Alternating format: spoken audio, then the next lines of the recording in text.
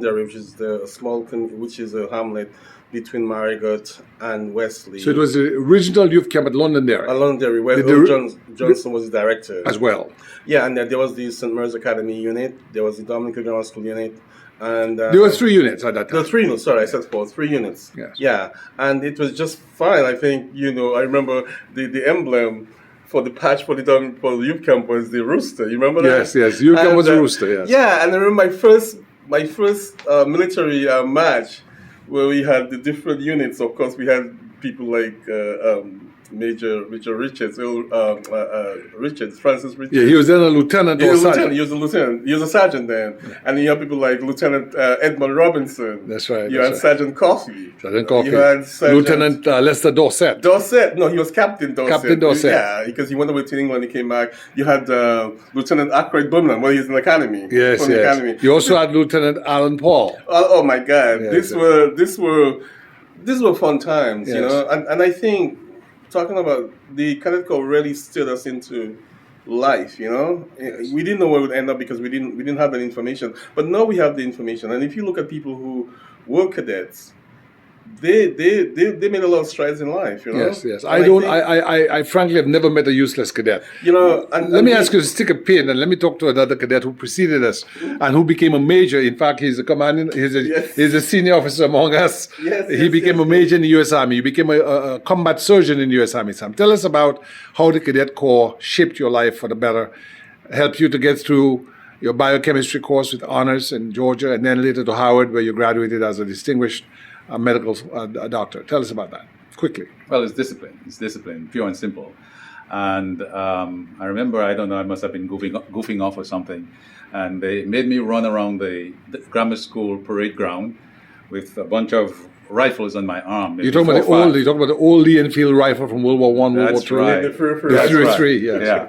I didn't think I deserved that, but, that was the punishment. And I took it like a man, and I think I'm better for it. So I remember marching from Roseau to Portsmouth in the cadet boots and had blisters as big as that on my heels. So you marched as a cadet from Roseau to Portsmouth? Yes. Amazing. Who was the commanding officer at that time? Well, you mentioned the names, all of the above. I think Lester Dorset, but Earl Johnson may have still been, commandant at the time. Yeah. You preceded us. You were there before us. Yes. So who were the famous cadets you were with? People like Jeff Joseph of the Gramax was one. Sergeant Corbett.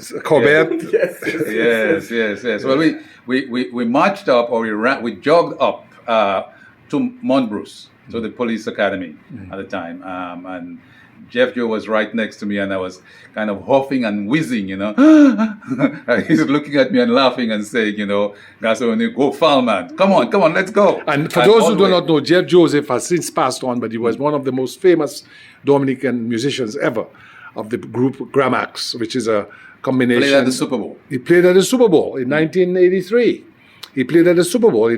That's how famous he was. Actually, in 1978.